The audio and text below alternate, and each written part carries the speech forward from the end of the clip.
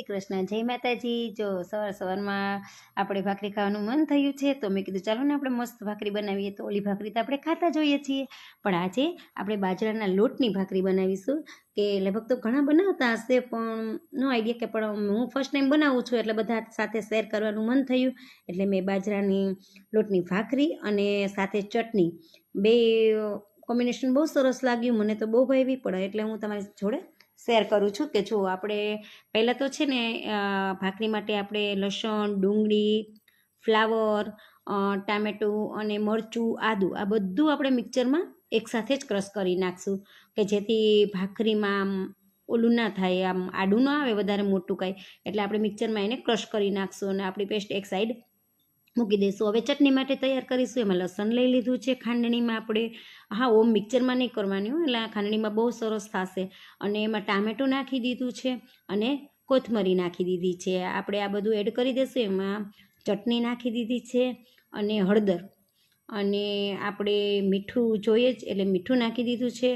એટલે આપણી ચટણી આપણે ખાંડણી વડે ધીમે ધીમે દસ્તા વડે આપણે ખાંડીને પેસ્ટ તૈયાર કરશું, અને આપણી પેસ્ટ તૈયાર થઈ જાય એટલે આપણે તલનો વઘાર કરીને એમાં નાખી દેશું, એટલે આપણી ચટણી તૈયાર। જોઈ લેજો ચટણી જેવી છે તો તમે વિચાર કરો ભાખરી સાથે કેટલી મજા આવશે ખાવાની। હવે આપણે ભાખરી માટે લોટ લઈ લીધી બાજરાનો, અને એમાં ચણાનો પણ નાખશું જેથી ક્રિસ્પી થાય અને ખાવામાં પણ સરસ લાગે છે। એટલે એના માટે આપણે ચટણી નાખી દઈશું, હળદર નાખી દઈશું અને મીઠું નાખી દઈશું।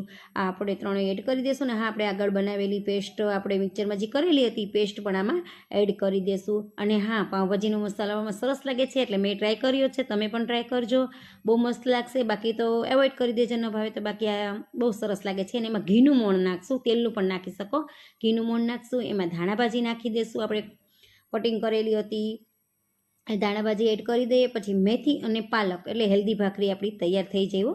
અને આ બધું ઓમતા ના ભાવે પાલકને એવું, પણ આમાં એડ કરશું એટલે બહુ સરસ લાગશે। અને આપણે ધીમે ધીમે એને લોટ બાંધી લઈશું, કે એકદમ ઢીલો લોટ નથી રાખવાનો, એકદમ કઠણ પણ નથી રાખવાનો। ભાખરીનો જેવો આપણે રેગ્યુલર લોટ બાંધતા હોય એનાથી થોડોક કઠણ રાખવાનો છે, કારણ કે બાજરાનો લોટ છે ને એટલે।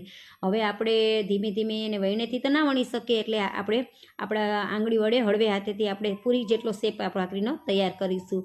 જોઈ લ્યો આપણી ભાખરી વણીને તો આપણે તૈયાર કરી લીધી છે।